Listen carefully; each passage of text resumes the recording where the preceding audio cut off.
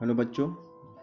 तो चलिए, मैंने बोला था कि मैं नेक्स्ट सीरीज लेके आऊँगा एमसीक्यू का, जो चैप्टर 2 से है, नेशनलिज्म इन इंडिया।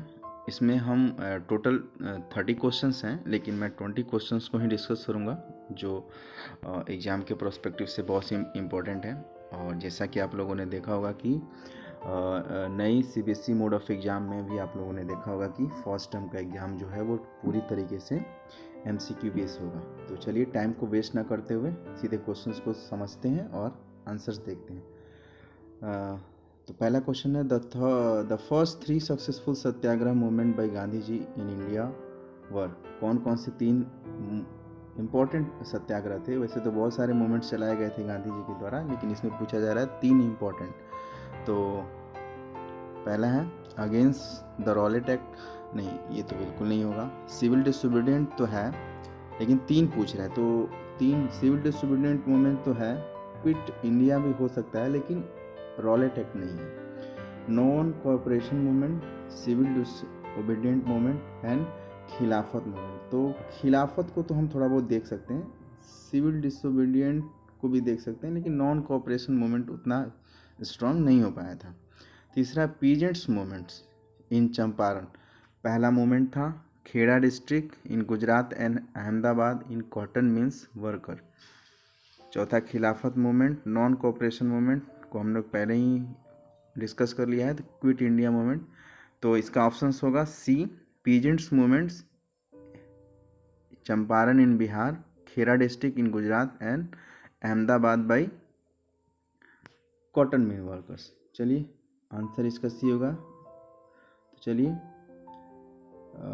दूसरा क्वेश्चन देखते हैं। Force recruitment means a process by. Force recruitment का मतलब होता है ज़बरदस्ती भर्ती करना।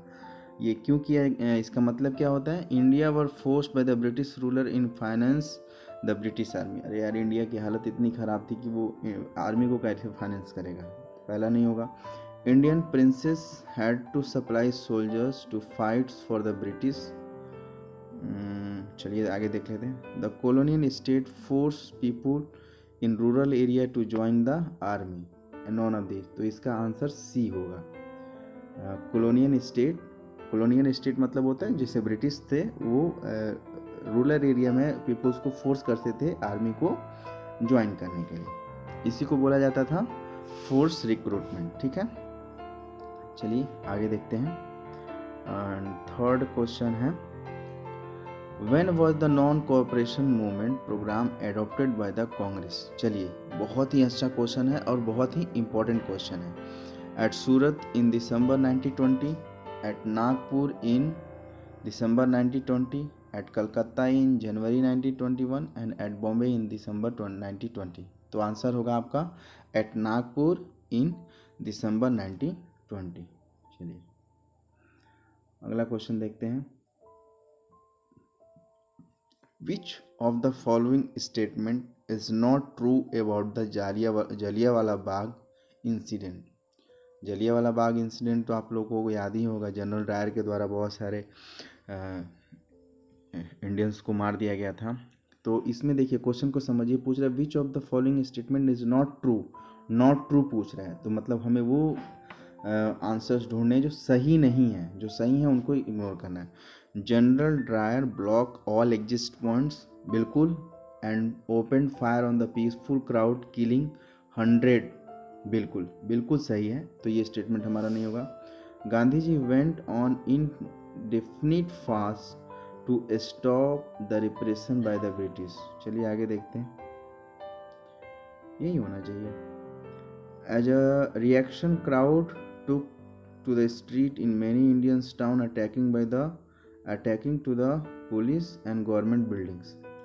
Dyer's aims was produced moral effect। बिल्कुल उसने स्टेटमेंट में अपने बोला था कि ये मैंने moral effect को क्रिएट करने के लिए, प्रोड्यूस करने के लिए किया था। moral effect of great terror, लोगों के मन में भय पैदा करने की। and away in the minds of the सत्याग्रह। तो इसका आंसर में भी होना चाहिए बी। आंसर इसका होगा Gandhi ji went on indefinite fast to stop a repression by the British. जी नहीं, उस समय तो गांधी जी उतने एक्टिव भी नहीं थे। चलिए अगला क्वेश्चन देते हैं, क्वेश्चन नंबर 5 देखते हैं। The various social group that joined the non-cooperation Khilafat movement of 1921 were rich in the cities, the poor in the village and the workers in plantation। नहीं, ये नहीं, खिलाफत मूवमेंट से वर्कर्स का कोई विशेष लेना देना तो था नहीं।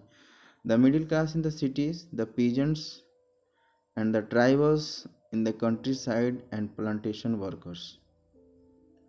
The student in city, the farmers in village and workers in the plantations, the Brahmins in cities, the peasants in the village and workers in a plantations। तो इसका आंसर होना चाहिए द मिडिल क्लास। तो आपको middle class को ज़्यादा focus करना है, तो क्योंकि बाकी ऊपर भी पीजेंट्स और कंट्री साइड प्लांटेशन वर्कर्स आ जा रहा है तो थोड़ा कन्फ्यूजन हो सकता है। तो आप मिडिल क्लास के साथ में लेके चलेंगे तो कोई कन्फ्यूजन नहीं होगा। तो इसमें कौन कौन से लोग हैं?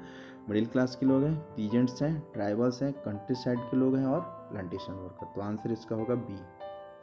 चलिए, who started the Swaraj party and why? Jawaharlal Nehru and Subhash Chandra Bose? नहीं, बिल्कुल नहीं। The young leader in Congress who were against the mass struggle? नहीं, बिल्कुल नहीं। Nehru and Bose who was wanted to full independence?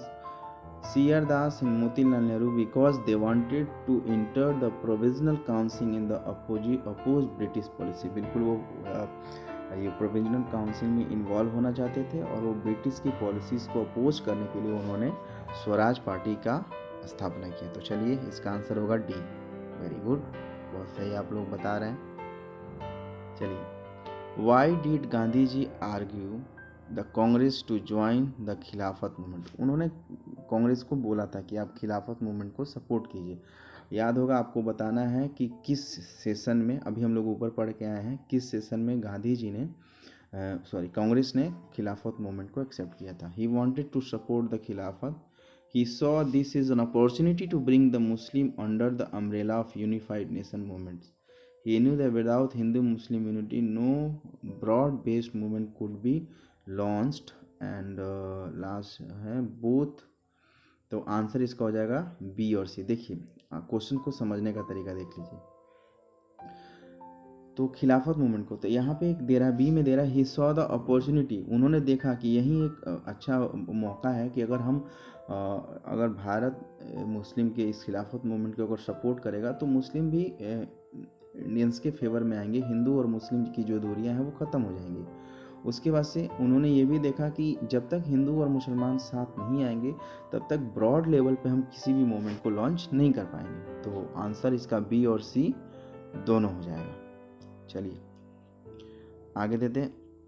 Baba Ramchandra was a sanyasi who was earlier an indentured labourer.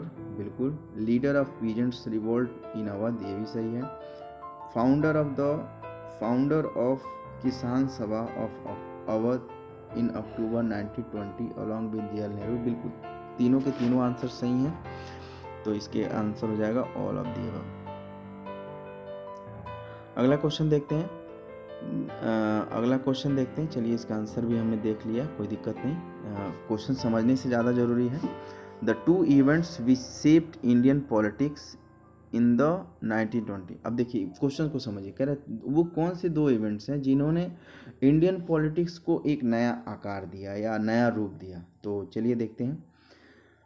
लिखा the setting of a Simon Commission by the Tory government in Britain which had not a single Indian member. देखिए, Simon Commission जब भारत आया था तो वो बहुत सारे disputes को सॉल्व करने आया था। बताइए, भारत से रिलेटेड कोई डिस्प्यूट्स है और उसमें भारत के ही लोग ना हो तो फिर डिस्प्यूट्स कैसे क्लियर हो पाएगा और कैसे वो जस्टिफिकेशन हो पाएगा या जस्टिफाई किया जा सकता है कि हाँ, जो कमीशंस के द्वारा जो डिसीजंस लिए गए हैं वो इंडिया के फेवर में है। तो जो इंडियन जो पॉलिटिशियंस थे वो अगेंस्ट थे कि भाई इंडियन मेंबर तो होना ही होना चाहिए।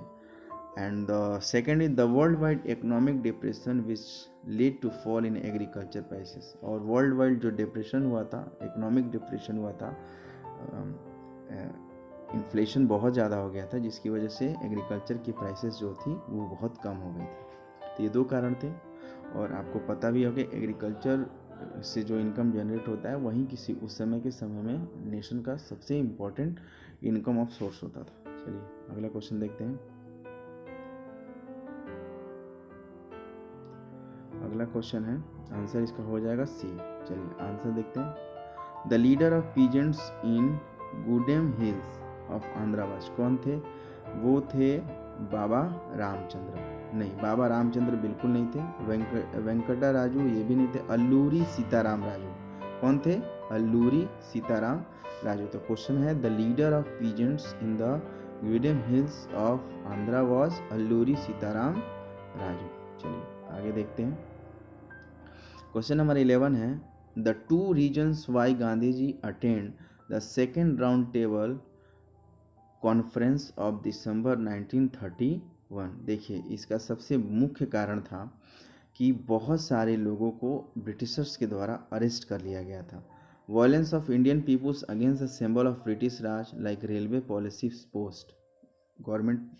उसके बाद the singing of Gandhi ji Irwin pact in 1931। तो आंसर हो जाएगा बी और सी। अगला क्वेश्चन देखते हैं।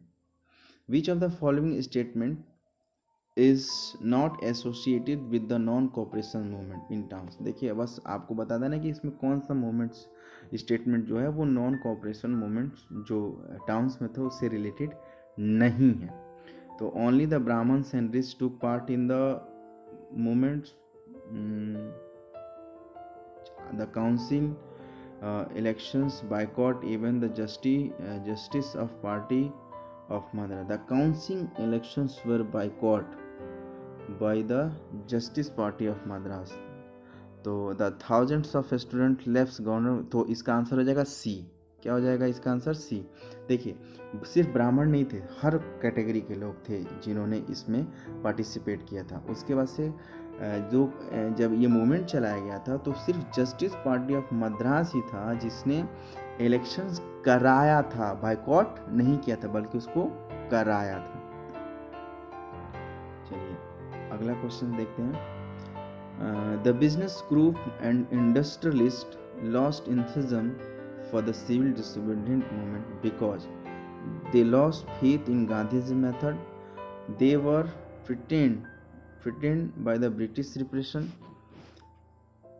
The spirit of violent activities worried them about prolonged disruption of business, and the failure of round table conference made them afraid, and all of the above. तो इसका answer हो जाएगा सी। क्या हो जाएगा? Answer C. जब देखिए जब भी गांधी जी के द्वारा मूवमेंट चलाया जा रहा था तो वो मूवमेंट्स वॉयलेंट क्रिएट कर लेता था, जिसकी वजह से उन लोगों को ना थोड़ा बहुत प्रॉब्लम होने लगा।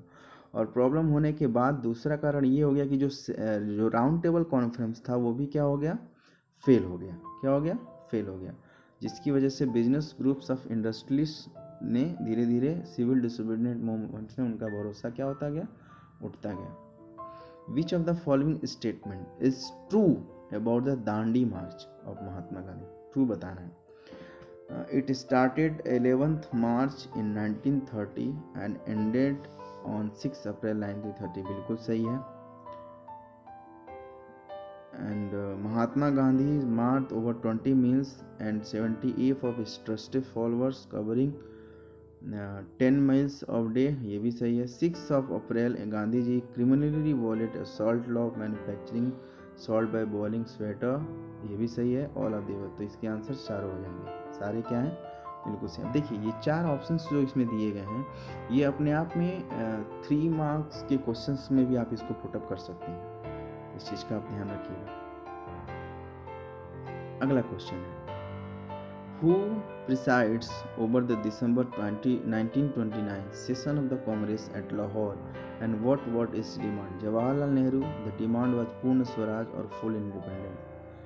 And Subhash Chandra Bose and Purna Swaraj. No, ये नहीं है। Mahatma Gandhi he asked for peaceful transfer of power. नहीं, बिल्कुल नहीं। पीसफुल सवाल ही पैदा नहीं होता। Jawaharlal Nehru the demand was more repression of Indian in the counselling.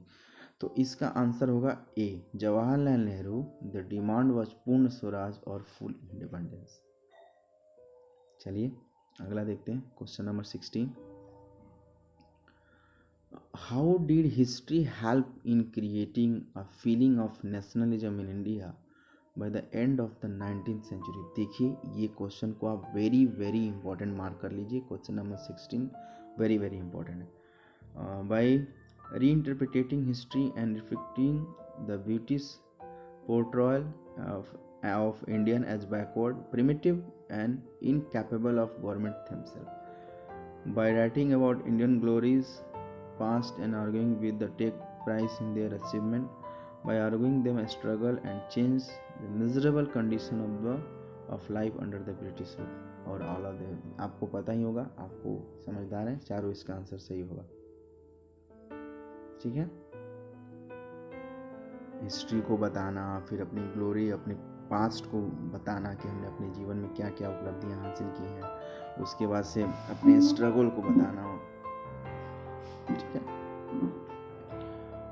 17 one important feature of civil disobedient movement was Gandhi ji believes that women should not join it and remain at home। नहीं, बिल्कुल गांधी जी इन सब चीज़ों में विश्वास नहीं करते थे। The complete change in the status of women in society हो सकता है।